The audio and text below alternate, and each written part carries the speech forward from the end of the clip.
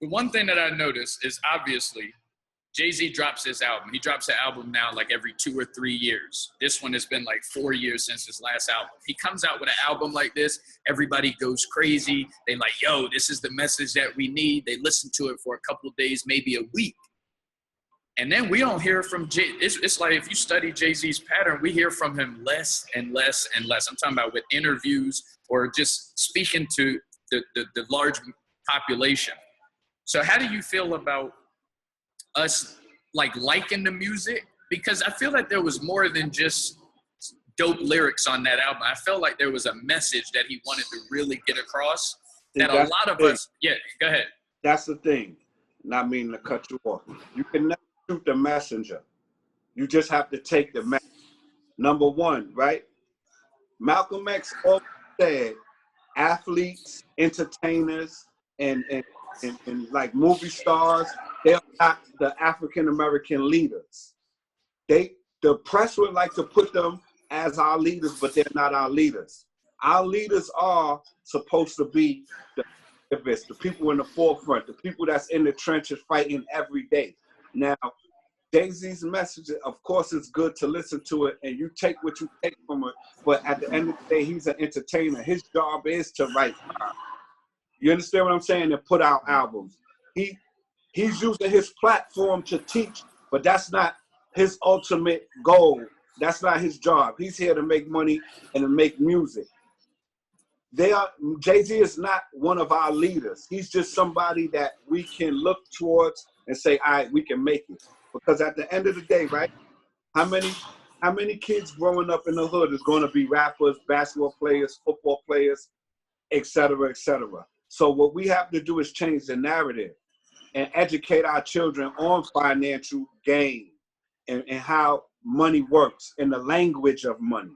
So you have to do that at a young age with these children. But we need more scholars. We need more lawyers. We need more doctors. We need more Black actors. Our children today aspire to be basketball players, rappers, and football players. And that's not good because the level of them making it is very minuscule. It's small, but that's what they aspire to be. You know, I drive around in my BMW and I get pulled over, right? And the first thing the cop asks me is, are you a rapper?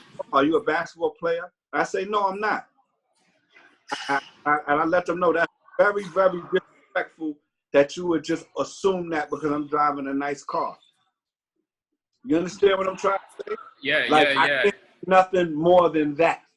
So we have to children to be more than that. Okay, so you actually just helped me out right there, the difference between the leaders and the activists and the people in the forefront. Thank you for that. Now, who are some of, there's going to be some young people that, I think the youngest that usually watch us maybe like 13, 14 years old, all the way up to like 70, 80 years old. So I'm interested to know, like, who are some of the Black leaders or Black activists, people in the forefront that you say we can do our research on and learn more about? See, this is the tricky subject. In this generation, right, we have older guys and then we have younger guys. If you notice, there's a war within our community with the youth and the older statesmen. You notice that, right? Absolutely. There's a war because, and I'm going to tell you what I think the problem is. We need to embrace our youth and show them the way. We got to show them how to be men.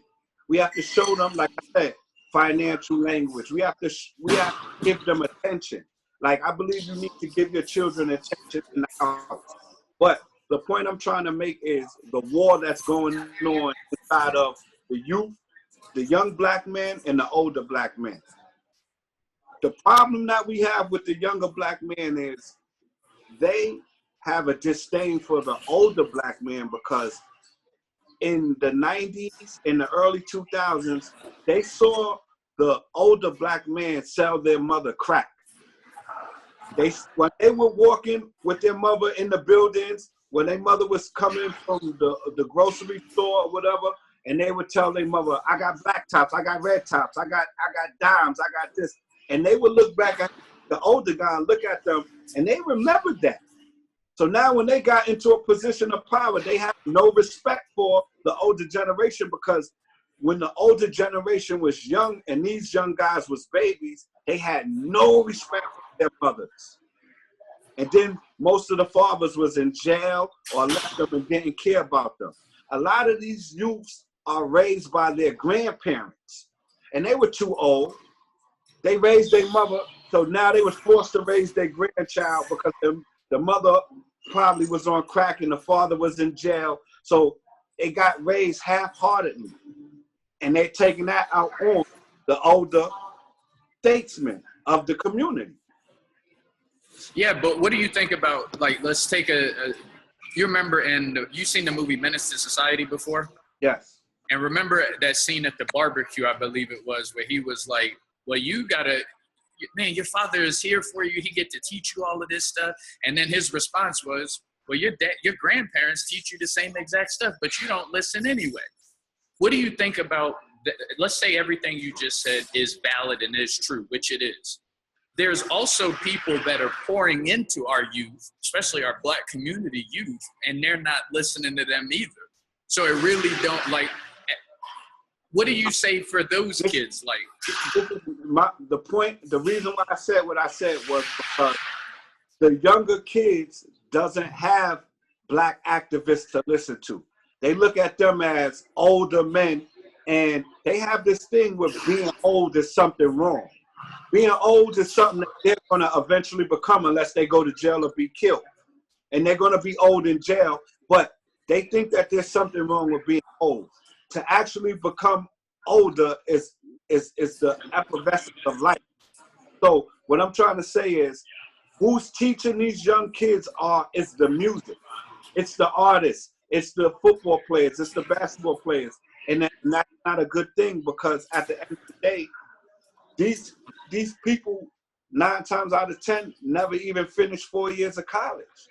So now, when you look at it, right, I'm going to give you a prime example. We just was talking about Jay-Z. When I was coming up, Jay-Z was talking about selling drugs. So I call people who misguide our youth, I call them village killers. So Jay-Z, Lil Wayne, Nicki Minaj, no matter what Jay-Z is trying to do now, at the end of the day, for him to amass the money that he got, he had to burn down a village. You see what I'm saying? He showed so many kids the wrong path. Just say he brainwashed 1 million kids, and 1 million kids suffered and went down his road, but didn't get to where he got to. But he's the only one with the money. Nicki Minaj was rapping about ignorance, talking stupid, pink hair, looking dumb, acting dumb. She made her money, but look what the village that she burnt down in order for her to make her money. She made a whole generation of young women think that it was cool to be dumb. You understand what I'm trying to say? So yeah. That's who's teaching them. And we have to, as parents, get them out of that cycle and teach them reality. Like, Nicki Minaj is not your reality. You must learn finances. You must learn how to invest. And you must learn how to pick a career that's going to send you into the future the right way. And hey, Ma, I'm on TV.